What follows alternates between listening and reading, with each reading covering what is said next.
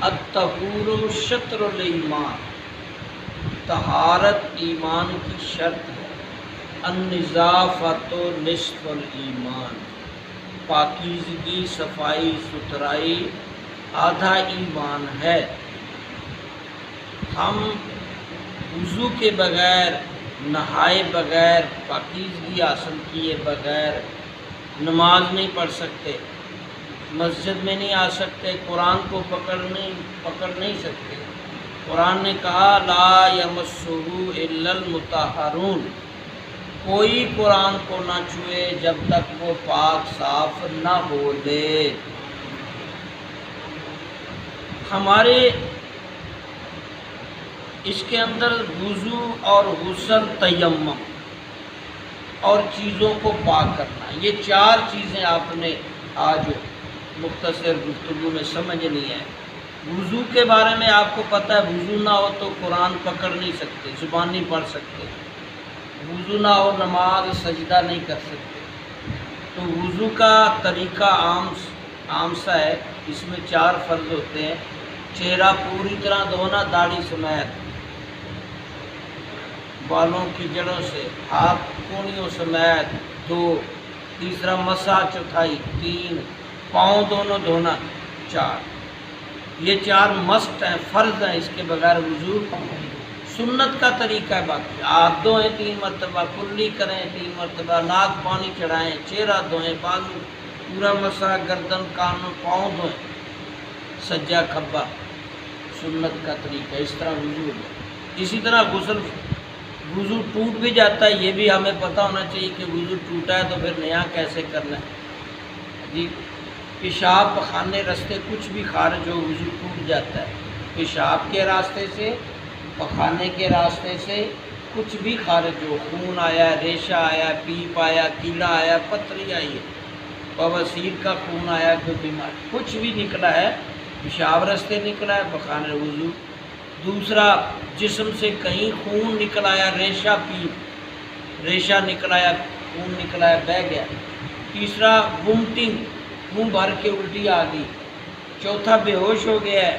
پانچواں، نیند آ گئی، کبھی دورہ پڑ کے بے ہوش ہو جاتا ہے بندہ، کبھی نیند آ گئی، اس سے بھی وضو ختم ہو جاتا ہے۔ نماز پڑھتے ہوئے ہا ہا کر کے ہنس دیا ہے، وضو ٹوٹ گیا، نماز بھی ٹوٹ گئی۔ یہ چیزیں عمومی ہیں۔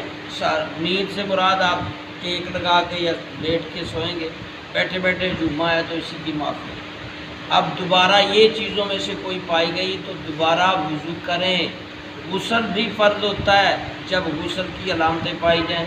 آپ کو پتہ ہے غسل کے ساتھ احتلام ہو جانا، میاں بیوی کا ملاپ کرنا، پیشاب راستے سے شہوت کے ساتھ انزال ہونا، یہ غسل کو فرض کر دیتا ہے۔ اس کے علاوہ سنت، غسل واجب سنت بھی ہے۔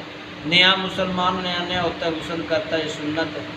جمعے کا غسل سنت ہے، عیدوں پہ غسل سنت ہے، عمرہ حج پہ ویسے بھی روز نہ آئے تو طریقہ غسل بھی آپ کو پتہ ہونا چاہیے، یہ بھی صفائی کے اندر شامل ہے۔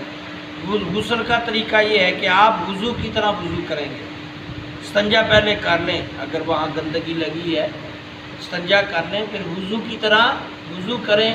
اس میں غرارہ کرنا ہوتا ہے، کلی کی جگہ پہ 3 دفعہ ناک میں پانی چڑھانا ہے، پھر پورے جسم کو 3 دفعہ دھو دینا ہے، بس۔ یعنی اب غسل کے اندر آپ جو چیزیں، ایک غرارہ، ناک میں پانی چڑھانا اور پورا جسم دھونا، یہ غسل ہے۔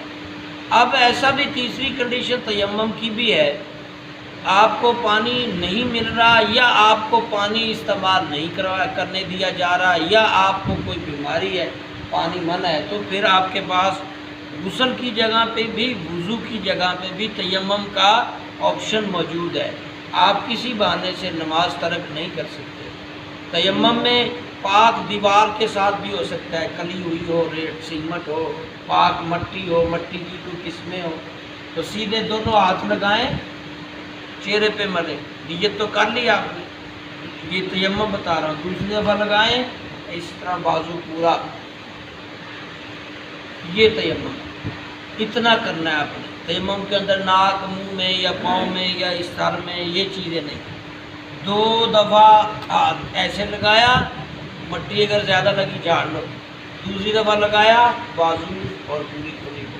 اگر آپ نیت وضو سے کریں گے تو وضو ہوگا، اگر آپ نے غسل کی نیت سے کیا تو آپ کا یہی طریقہ غسل میں ہو جائے گا، لیکن جب ہی پانی مل گیا آپ کو تو آپ کا تیمم ختم ہو جائے گا۔ نمبر 2، تیمم صرف ایک نماز پڑھ سکتے ہیں تیمم کی۔ تو یہ وہ ساری چیزیں ضروری تھی طہارت کے اندر جو آپ کو سکھانی تھی۔ چوتھی بات ایک جو رہ گئی تھی، گندگی کو پاک صاف کرنا۔ یہ گندگی کون سی چیزیں ہیں؟ گندگی ہمیں پتہ ہے، پیشاب پخانہ، تھوک، بلغم، شراب بھی گندی، حرام گوشت، اس طرح کی چیزیں، دکھتی آنکھ کا پانی، ریشہ جسم سے جو بہتا ہے، خون بہتا ہے، مرے جانور کیا گندا، یہ چیزیں اگر جسم یا کپڑے پہ لگ جائیں تو 3 دفعہ دھونا ہے، مل کے دھونا ہے 3 دفعہ جہاں کپڑے پہ لگی جسم۔ بعض چیزیں فرش، برتن، چٹائی، اس کو ہم مل کے نچوڑ نہیں سکتے، حالانکہ کپڑا 3 دفعہ دھونا ہے، پھر نچوڑا، پھر دھویا، پھر نچوڑا، منی وغیرہ لگ جائے تو، خون لگ جائے تو یہ چیزیں ناپاک ہو جاتی۔ تو چٹائی، فرش وغیرہ ہوگا تو وہ 3 دفعہ پانی گرا کے رگڑ کے دور کر دو پانی، پھر گراؤ، پھر دور کرو، پھر گراؤ۔ یہی سخت چیز برتنوں، یہ اسی طرح ہی ہے ان چیزوں کو پاک کرنے کا۔ اللہ تعالیٰ ہمیں پاک صاف رہنے کی، حالانکہ مسجد میں تو پاک صاف ہو کے آتے ہیں، مسجد بھی پاک صاف ہے، پھر بھی پتہ نہیں کیوں عجیب لوگ، عجیب حکمرانیاں، مسجدوں سے لوگوں کو ڈرا بھرا کے پہلے ہی بہانے ڈھونڈ رہے تھے کہ مسیطیں نہ جائیے، اور سگوں انہوں نے بہانا لب گیا کرونے دے نا تے، حالانکہ کوئی ایسی چکر نہیں، اللہ عمل سمجھ